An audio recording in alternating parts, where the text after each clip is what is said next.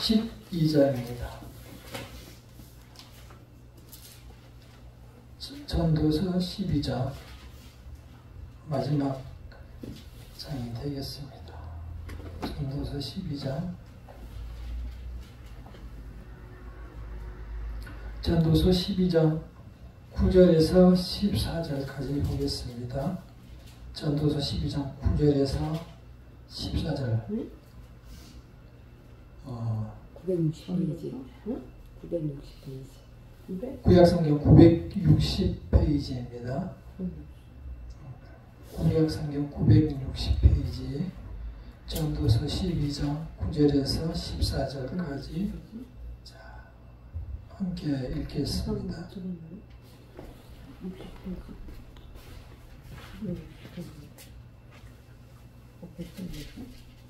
전도서 12장 9절에서 14절까지 함께 읽겠습니다. 시작. 전도자는 지혜자이며 여전히 백성에게 지식을 가르쳤고 또 깊이 생각하고 연구하여 정언을 많이 지었으며 전도자는 힘써 아름다운 말들을 구하였다니 진리의 말씀들을 정직하게 기록하였느니라. 지혜자들의 말씀들은 찌르는 책들을 같고 회중의 스승들의 말씀들은 잘 박힌 못 같으니 다 하는 목자가 주신 바이니라. 내 아들아, 또 이것들로부터 경계를 받으라. 많은 책들을 짓는 것은 끝이 없고 많이 공부하는 것은 몸을 피곤하게 하느니라. 일의 결국을 다 들었으니 하나님을 경외하고 그의 명령을 지킬지어다. 이것이 모든 사람의 본분이니라. 하나님은 모든 행위와 모든 은밀한 일을 선악 안에 심판하시리라. 전도서의 말씀 짧은 12장입니다. 오늘이 마지막 시간입니다. 물론 오늘만 보는 것은 아니겠습니다만 우리가 지금까지 함께 은혜를 나눴던 시간들입니다. 짧은 말씀이지만 인생에 대한 복직한 말씀들을 많이 주셨고 오늘 읽는 것처럼 한 구절 한 구절이 우리의 가슴을 찌르는 말씀들이 많았습니다. 전도서에서 인생을 무엇이라고 말했습니까? 네. 전도서에서 짧은 말씀이니까 먼저 시작할 때 인생은 헛되고 헛되며 헛되고 헛되니 모든 것이 헛되다. 이렇게 결론부터 말씀하면서 시작했습니다. 이 헛되고 헛되며 헛되고 헛되니 모든 것이 헛되도다. 이것은 무슨 뜻일까요? 모든 인생이 헛되니 그냥 되는 대로 마음대로 먹고 쓰고 자고 누리며 살아라. 이런 뜻일까요?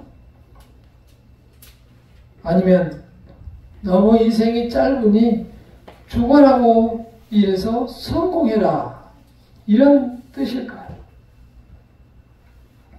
이 두 가지 다 아무 의미가 없는 것이니 인생은 맨 마지막에 아무리 우리가 힘을 써도 남는 것이 없다는 것입니다. 우리는 그러한 인생의 끝을 주변에 있는 우리의 이웃이나 또는 우리의 어른들을 통해서 많이 직접 눈으로 보게 됩니다. 오늘 우리는 이런 헛된 인생 앞에서 우리의 인생이 어떤 것을 깨닫게 되고 또 나는 그 헛된 인생 위에서 어떠한 의미로 살아가야 될 것이며 또 이 헛되다는 것이 나에게는 무슨 의미인가 은혜를 나눠보도록 하겠습니다. 오늘 이 짧은 말씀 속에서 다시 하나님께서 힘주어서 하신 말씀은 이것입니다. 하나님의 말씀을 지키라. 그 명령을 따르라. 이 말씀을 먼저 주셨습니다. 하나님께서는 모든 것이 완전하시고 부족함이 없으시며 오로지 하나님 자신이 사랑이십니다. 그 사랑이신 그분이 하나님의 사랑하는 자녀들에게 자녀들아 이렇게 하시면서 오늘 말씀을 주십니다. 그 하나님의 마음을 사랑하는 그의 자녀 솔로몬을 통해서 말씀하십니다. 솔로몬이 누구예요? 유명한 왕이잖아요. 솔로몬은 그 유명한 다윗 왕의 아들인데 태어나 보니 왕궁에 태어났어요. 태어나서 나는 몰랐는데 보니 달을 싸고 있는 보자기가 금 보자기였어요. 내가 누워있는 침대가 금 침대였고 조금 자라다 보니 내가 앉는 의자도 금이고 밥상을 보니 밥상도 금이고 그 숟가락도 젓가락도 다 금으로 되어 있어요. 그래서 소위 요즘 말하는 금수저로 태어났어요. 그 다른 사람도 다 그렇게 살아온 줄 알았어요. 우리처럼 노숟가락으로 하얀 은접시로 밥 먹는 것을 생각을 못했겠죠. 태어나자마자 그랬으니. 그런데다가 하나님께서 특별히 축복해 주셔서 잘 아시죠? 지혜가 아주 탁월했어요. 그래서 지혜의 왕으로 우리한테 알려져 있어요. 그 유명한 지혜의 판결이 있었잖아요. 그때 당시에는 정말 하나님께 겸손했어요. 솔로몬이. 그래서 내가 왕이 되었으니 내가 뭘 줄까? 이렇게 요구했더니 내가 이 많은 백성을 다스리는 데 필요하니 지혜를 주십시오. 그래서 하나님께서 지혜뿐만이 아니고 부와 영광과 명예를 다 주시면서 지혜까지 덧붙여서 주셨습니다. 그리고 처음에는 정말 겸손해서 그 큰 성전을 지어놓고 하나님께 기도합니다. 하나님, 이 훌륭하시고 아름다우시고 거룩하신 하나님께서 정말 세상에 있는 무엇으로도 하나님을 모실 수 없는데 이 작은 누추한 성전에 하나님께서 사시겠습니까? 이렇게 하나님을 너무 숭배하고 잘 거룩하게 모셨어요. 그 솔로몬이 나중에 하나님의 말씀을 점점 잃어버리고 하나님의 말씀에서 정말 동떨어진 삶을 살아가게 됩니다. 여자를 많이 두지 말라고 가까이 하지 말라고 했는데 궁녀를 300명이나 두고 후궁을 700명을 두어서 1000명의 여인들을 거느리고 문제는 그 외국에서 온 여자들까지 다 데려와 가지고 그때는 다 다신교 전부 다 나라들마다 신이 있었기 때문에 심지어는 가정마다 다 미신이 있었기 때문에 다들 후궁들이 오면서 자기 나라의 신을 가져왔어요. 그러니까 솔로몬 왕이 자기가 왕이니까 자기들의 왕비들을 위해서 그 신전을 다 지어줬어. 그리고 제사를 드려라. 신도 만들어주고 이런 일을 나중에 하게 됩니다. 우리는 그걸 보면서 어떤 생각을 하게 됩니까? 처음에는 하나님 앞에 정말 간절한 기도를 이렇게 합니다. 하나님, 우리 백성이 지금 이렇게 살아가다가 큰 어려운 재난을 만나게 되면 하나님께서 이 성전에서 기도할 때에 용서하여 주시옵소서. 그리고 하나님, 우리 전쟁이 일어나서 우리가 패하였을 때 회개하고 또다시 하나님께 간구할 때에 하나님께서 우리에게 이 성전에서 용서하여 주시옵소서. 또 우리가 적군에게는 우리의 적에게는 하나님께서 징계하여 주시옵시고 우리가 다른 이웃에게 잘못하여 이 성전에 와서 죄를 빌고 회개할 때는 용서하여 주시옵소서. 하나님께 간절히 기도를 했었습니다. 그렇게 겸손하던 솔로몬 왕이 하나님의 말씀을 점점 떠나게 되는 것은 이 산의 진미, 이 세상에 있는 것으로 다 즐기면서 너무 세상이 살기가 좋은 거예요. 그러니까 한 발 두 발 점점 하나님으로부터 멀어진 삶을 살아가면서 결국은 완전히 멀어진 그러한 삶을 살아가게 됩니다. 그 솔로몬이 오늘 마지막 늙었을 때에 오늘 이 말씀을 썼어요. 그러면서 인생이 헛되고 헛되도다. 이런 말씀을 썼는데 하나님께서는 분명히 처음에 이야기했어요. 너가 이 말씀대로 살아가면 대대손손이 축복하여 줄 것이고 대대손손이 너에게서 왕위가 계속 아들로부터 쭉 이어질 것이다. 다윗 왕 너의 아빠로부터 왕위가 너한테 내려온 것처럼 너의 아들로 계속 왕자가 이어지게 할 것이다. 이러한 축복을 내려줬으나 하나님의 말씀을 떠났을 때 하나님께서는 징계하기로 결심을 했습니다. 그래서 결국은 솔로몬 왕이 깨달았었지만 이미 늦었어요. 그래서 하나님께서 약속합니다. 내가 이제 나의 말을 버렸으니 나도 너를 버린다. 그래서 너의 왕위가 끊기고 너의 왕위를 너의 신하에게 주겠다. 그렇게 해서 솔로몬 왕의 아들이 하고 그 다음에 신하하고 해서 둘이 나눠져서 북이스라엘과 남유다로 나눠지고 말았습니다. 그것은 우리가 볼 때 이 솔로몬의 오늘 말씀처럼 이 세상에서 정말 그렇게 하나님을 믿는다고 우리가 하나님을 의지하고 눈물로서 통회하며 기도하는 사람들도 이 세상에서 정말 살기 좋으면 하나님을 의지하며 살아간다는 것이 얼마나 어려운가를 보여줍니다. 우리는 오늘 인생의 마지막에 다 늙었을 때 솔로몬의 이야기를 듣게 됩니다.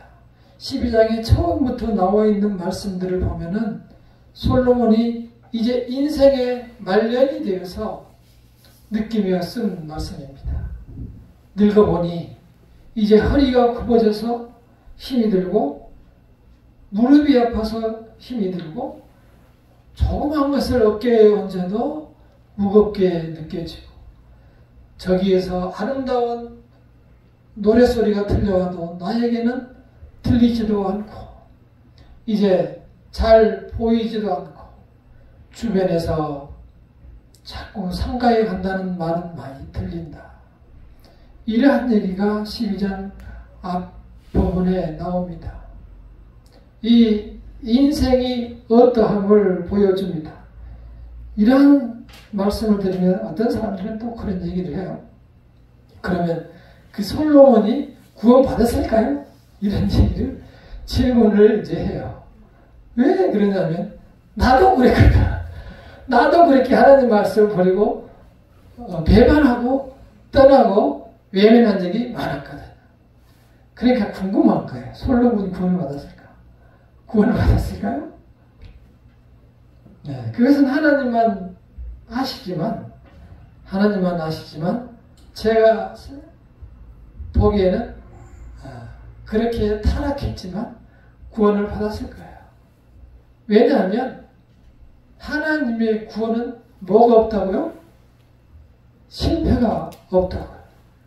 하나님의 구원은 실패가 없어요. 그래서 하나님의 약속은 변함이 없어요. 그 대신 고생, 이 하나님의 약속을 받은 사람들이 그렇게 하나님께 범죄하고 하나님께 배신하게 되면 죽기 전에 많은 고생을 하게 됩니다. 네. 주변에 있는 사람들을 보면 나을까요? 차라리 그래서 이제 마지막으로 이렇게 드리고 싶은 말씀은 이 세상에서 좀 고생을 하는 한이 있더라도 하나님을 아시는 게 중요해요. 왜 그 말씀을 제가 드리냐면 마지막에 있는 그 말씀 때문입니다. 함께 14절을 읽어볼까요? 14절 시작. 하나님은 모든 행위와 모든 은밀한 일을 선악간에 심판하시리라. 무슨 말씀이에요? 하나님께서는 끝이 있다는 것을 말씀해주고 있어요. 아울러서 12장 앞에 있는 7절을 함께 읽어볼까요? 12장 7절 시작. 흙은 여전히 땅으로 돌아가고 영은 그것을 주신 하나님께로 돌아가기 전에 기억하라.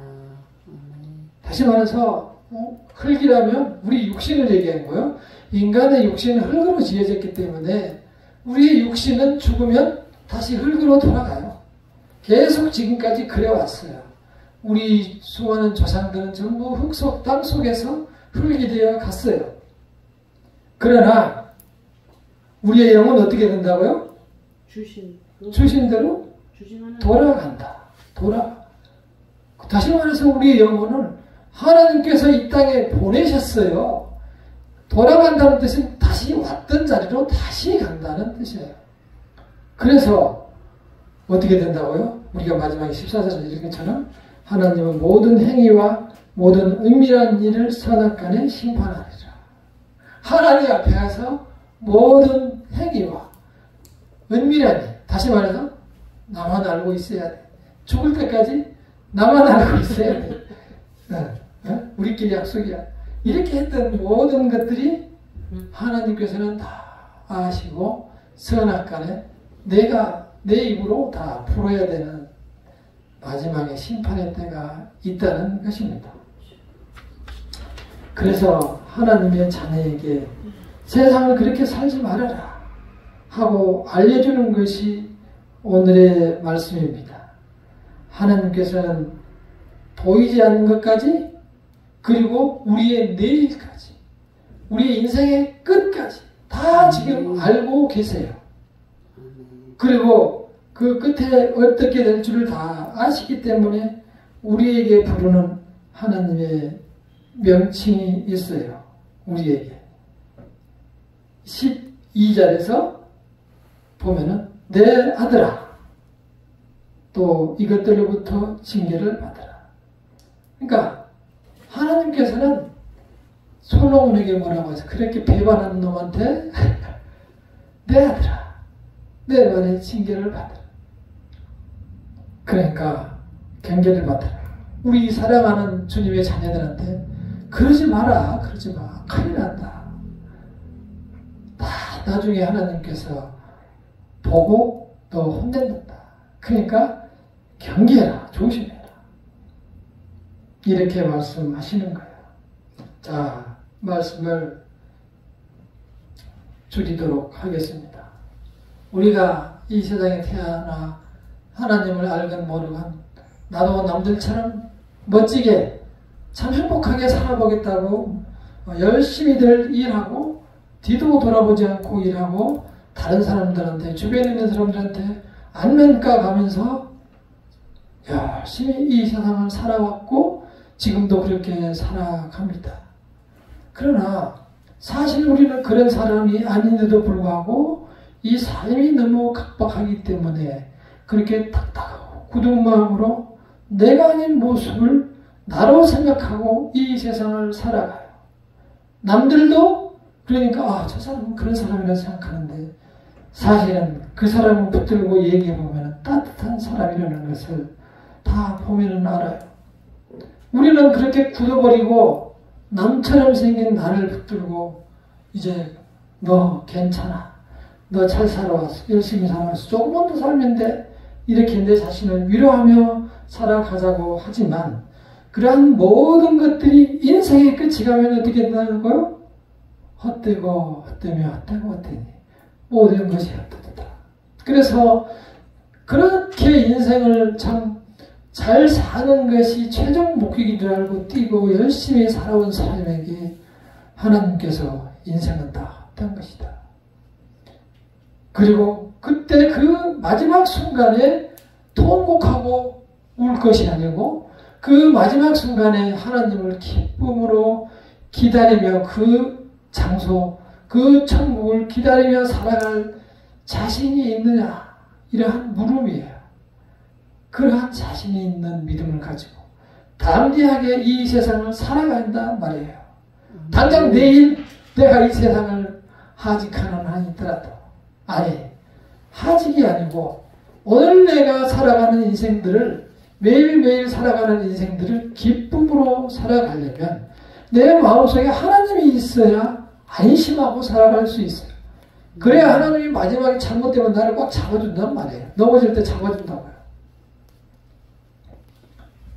그러한 믿음을 우리가 먼저 가져야만이 우리가 이 세상에서 승리할 수 있어요.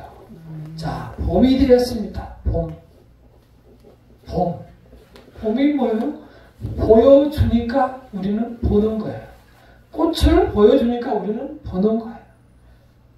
저 얼어버렸던 땅 속에서 새 생명이 올라오는 것을 우리가 보니까 우리는 봄인 줄 아는 거예요. 그래서 영어로 봄을 스프링이라고 해요. 스프링 튀어오르잖아요.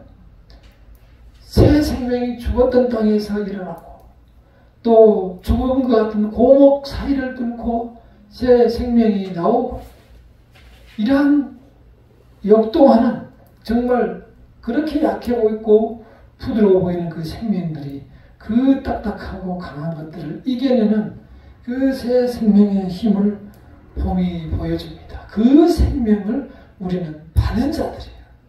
우리에게 적어도 영에 있어서는 죽음이 없어요. 그게 생명이에요. 죽음이 없는 것이 생명이라고요. 죽음이 없는 것이 생명이에요. 우리에게 약속된 것이, 하나님을 믿는 자들에게, 하나님의 자녀들에게 약속된 것이 생명입니다. 그 생명은 나의 것으로 받아들이시고 이 평생에 살아가며 좌절하거나 어려운 일 있을 때 일어서시기를 바랍니다. 이 세상의 끝에는 다 헛되며 나중에 남는 것은 심판뿐입니다. 그 마지막 순간에 육신적으로 통곡하지 않고 기쁨으로 그 날을 기다릴 것을 생각하며 오늘 하루를 담대하고 기쁘게 즐겁게 살아갈 수 있는 성도님들이 되시기를 바랍니다. 길게 긴 인생, 정말 100년, 길면 100년 이상을 살지만 100년 되는 그 인생을 살면서 끝이 없다, 끝이 없어. 언제가 인생이 끝이요? 이렇게 생각하며 살아갈지 모르지만 언젠가는 우리는 그러한 때를 당하게 되는 겁니다. 주변에서 많이 보고 있습니다. 그것을 아시고 솔로몬을 통해서, 솔로몬의 실패를 통해서 인생이 어떠함을 보여주시는 것입니다.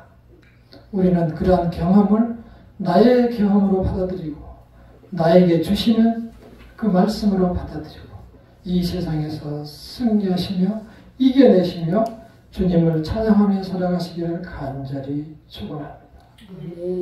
자.